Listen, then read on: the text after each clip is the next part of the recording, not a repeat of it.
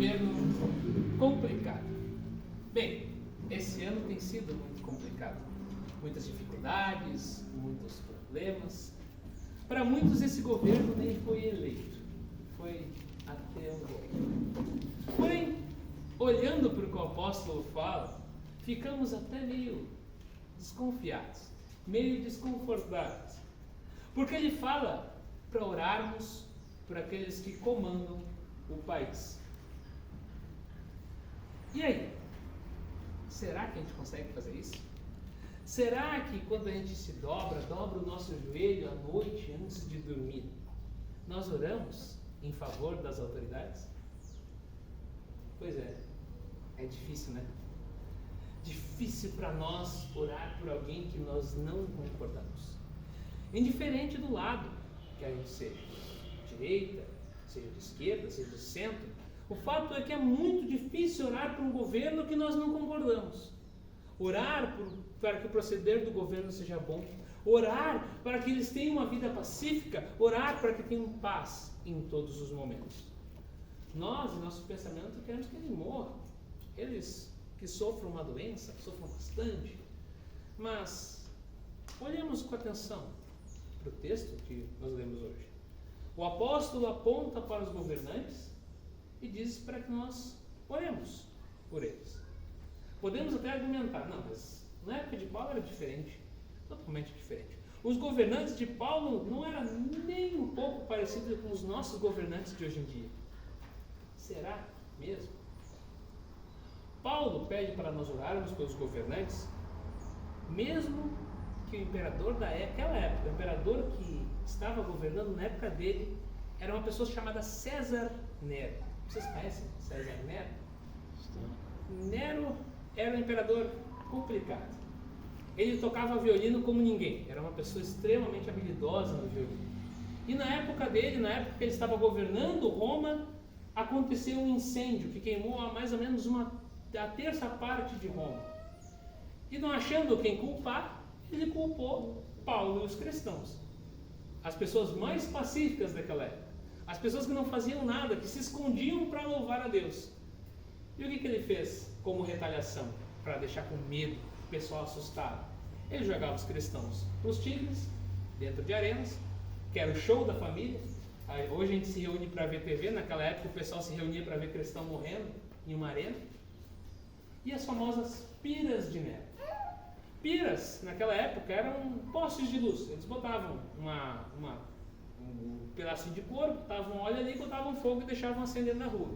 Para resolver esse problema dos cristãos, eles pegavam os cristãos, penduravam uma tora, enchiam de óleo e botavam fogo e usavam as pessoas como poste de luz.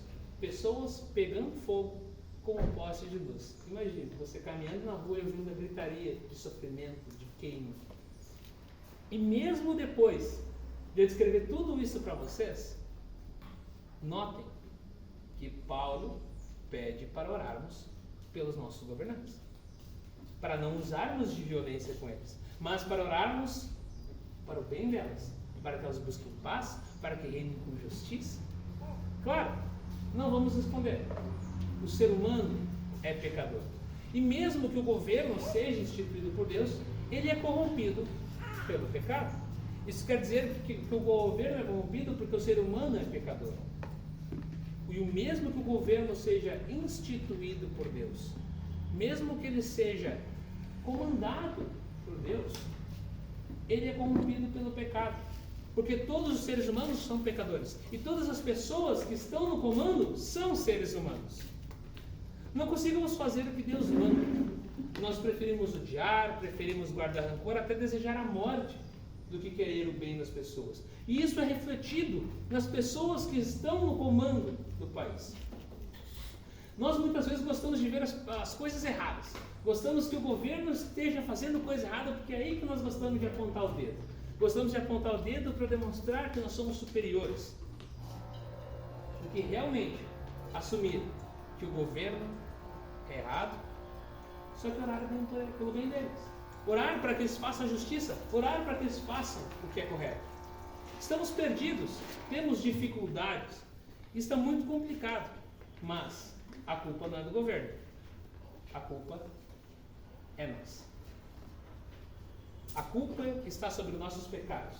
A culpa está sobre os nossos erros. Os governantes são apenas imagens daquilo que nós somos, que é pecadores. Será que devo desejar a morte deles? Será que devo querer que eles peguem doença, sem desejar que nós morramos também? Que eu e vocês peguem alguma doença? Pois é. Isso mostra que nós não merecemos. Não merecemos misericórdia, não merecemos paz, não merecemos a vida. De maneira nenhuma conseguiremos orar pelos nossos governantes por nossas próprias forças. E não confiamos que Deus possa agir por meio de um governo que é ímpio. E essa desconfiança cai sobre nós também. Porque nós assim não conseguimos crer que Deus possa agir nesse governo. Que Deus morre por todos. Não conseguimos confiar na sua providência. Porém, Deus muda tudo. Vira o jogo. A mesa vira de lado. Deus, mesmo com a nossa impiedade, Ele não se questiona em morrer por nós. Não se questiona em morrer em nosso lugar. Derramar a sua graça, derramar a vida, o perdão e a salvação. Deus morreu por todos, em benefício de todos. Sim, mesmo que nós não gostemos de algumas pessoas, nós não gostemos de algum tipo de governo, mesmo que sejam contrárias ao nosso ideal político, ou contrárias a alguma opinião pessoal, seja de esquerda, seja de direita, Deus morreu por todos na cruz. É difícil, e é claro que é difícil, nós temos que assumir, orar por alguém que não concordamos. Mas Jesus nos leva, por meio do seu amor, a nos colocar diante da cruz, nos ajoelhar perante a cruz e pedir auxílio, pedir ajuda para conseguir chegar a esse objetivo. Jesus nos humilha, nos tira do pedestal e faz com que nós oremos por aqueles que nós não gostamos. Oremos por aqueles que antes nós desejávamos a morte. Oremos por aqueles que nós desejávamos que pegassem doenças, para que eles vivam bem, para que tenham um governo pacífico, para que Deus toque o coração deles e eles venham a fazer a justiça, eles venham a fazer o correto. Para o apóstolo Paulo, imagino que também tenha sido difícil orar por Nero. Imagina, Paulo foi para Roma, ele ouvia os cristãos gritando também, ele via as pessoas queimando nas ruas, ele via o sofrimento dos irmãos, o medo das pessoas quando ele conversava. Mas mesmo assim, por meio de Cristo, ele se ajoelhava perante a cruz, pedindo auxílio para que ele pudesse ter forças para orar por aquele governo que era tão cruel. Não podemos simplesmente negar que nós somos pecadores.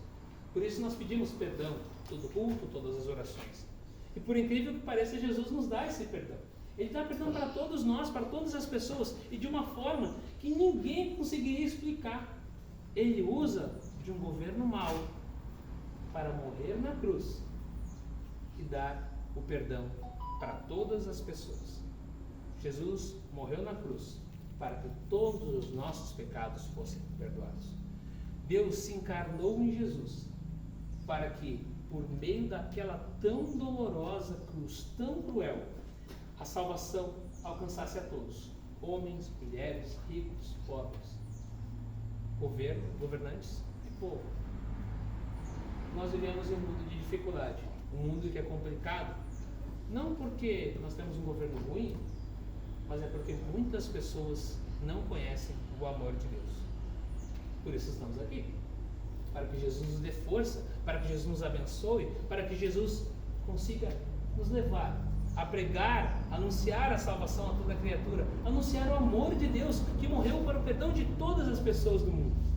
Não temos mais a culpa, nosso pecado foi perdoado, nossa dívida foi limpa, Jesus nos salvou da nossa própria perdição. Não oramos mais para que pessoas morram, não oramos mais para que pessoas peguem doenças, mas oramos por meio de Jesus, para que essas pessoas conheçam o amor de Deus, para que se arrependam de seus pecados, para que se acheguem à cruz e tenham a vida eterna. Por isso eu canto, aleluia, nosso Senhor é o Rei dos Reis e o Senhor dos Senhores, aleluia.